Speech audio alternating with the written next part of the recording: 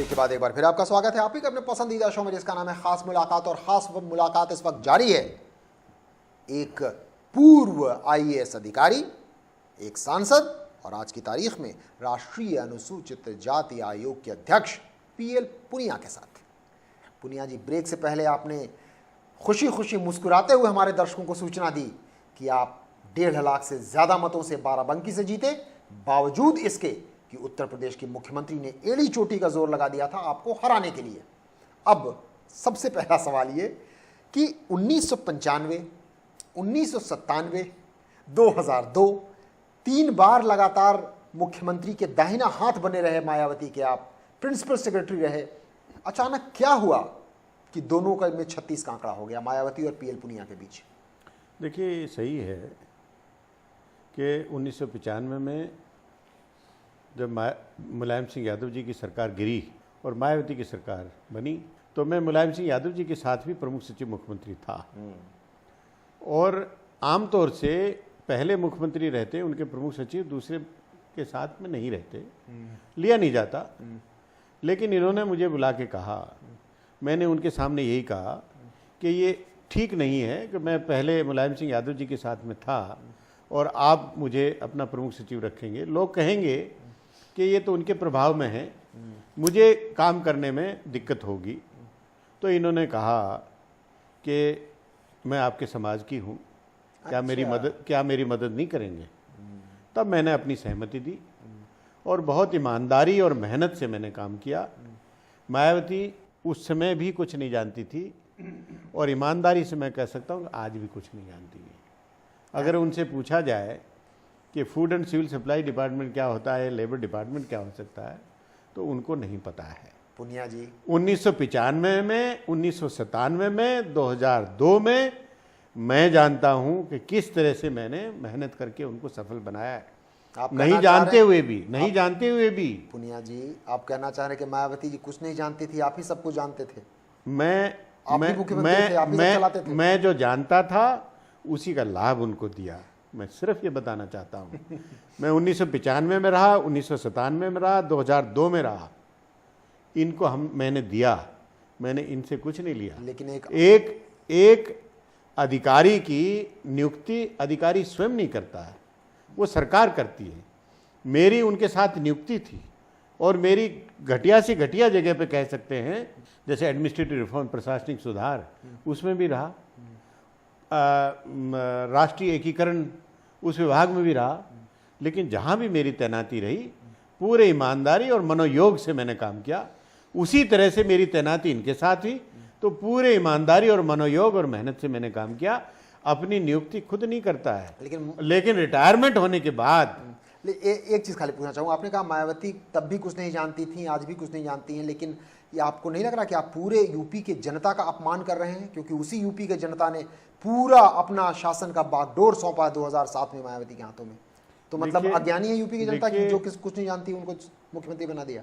अब लोगों को गलतफहमी भी हो जाती है, लोग गलती भी बैठते हैं, लेकिन गलती का एहसास भी लोग करते हैं, गलती का एहसास करके सुधारते भी हैं।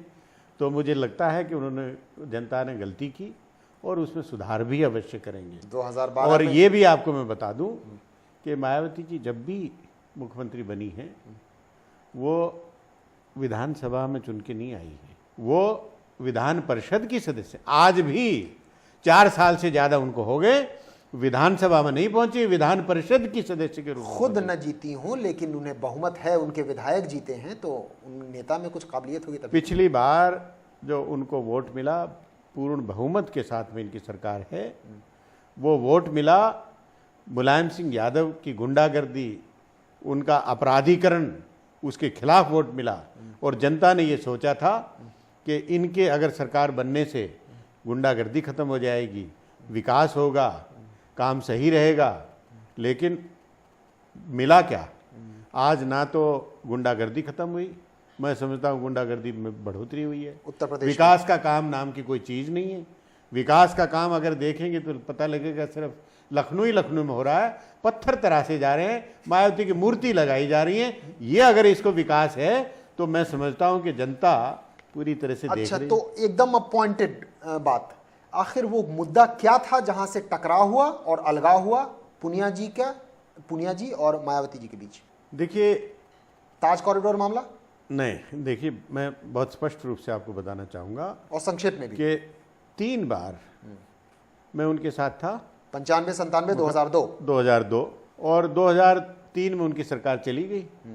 2005 में मैं रिटायर हो गया।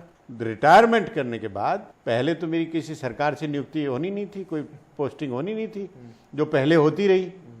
भाई, अगर प्रमुख सचिव मुख्यमंत्री के रूप में मेरी तैनाती हुई तो उसमें मेरा कोई जोर नहीं था। हाँ, टॉप के आईएएस अफसर में से थे, मुख्यमंत्री जो के पसंद। मेरी नियुक्ति कहीं भी हो सकती थी, प्रमुख सचिव किसी डिपार्टमेंट हो सकती थी, लेकिन रिटायरमेंट के बाद तो मैं स्वतंत्र रूप से निर्णय मुझे लेना था। बिल्कुल।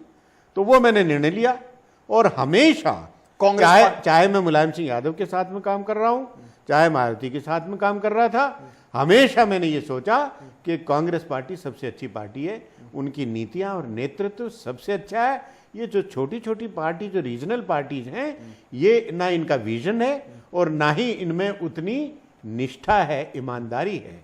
तो इसलिए मैं किसी भी हालत में, और मेरा पूरा परिवार तो हमेशा कांग्रेस से जुड़ा रहा, किसी भी हालत में इनके साथ में रह ही नहीं सकता था। तो 2005 तो मैंने अपना स्वतंत्र निर्णय लिया और कांग्रेस का झंडा थामा और कांग्रेस में हूं। मुझे गर्व है इस बात का कि मैं वास्तव में अकेली एक राष्ट्रीय पार्टी है कांग्रेस पार्टी, उसका मैं सदस्य हूं, सम्मानित सदस्य हूं और उनका एक सामान्य कार्यकर्ता हूं। मुझे इस बात का गर्व है और उसी पार्टी ने मुझे टिकट दिया। विधानसभा का चुनाव लड़ा, मैं हार गया, थोड़े वोट से हारा, लेकिन उसके बाद उसी जगह से लोकसभा का टिकट दिया और लोकसभा के चुनाव में राहुल गांधी जी 2 दफा मेरे यहाँ आए और देवा शरीफ में जो मीटिंग हुई उसमें राहुल जी के साथ में प्रियंका जी भी उसमें शरीक हुई। 1,68,000 के मार्जिन से मैं जीता। मायावती लाख कोशिश करती रही, वो क्यों कोशिश करती रही ये भी मैं बताना चाहता हूँ। तो हम ऐसा करते हैं यहाँ पर कोशिश की, हम कोशिश जारी रखेंगे, लेकिन फिलहाल लेते हैं खास मुलाकात में एक छोटा सा ब्रेक, क्योंकि बहुत ही रोचक मोड़ पर पुनिया जी के साथ बातचीत आ चुकी है।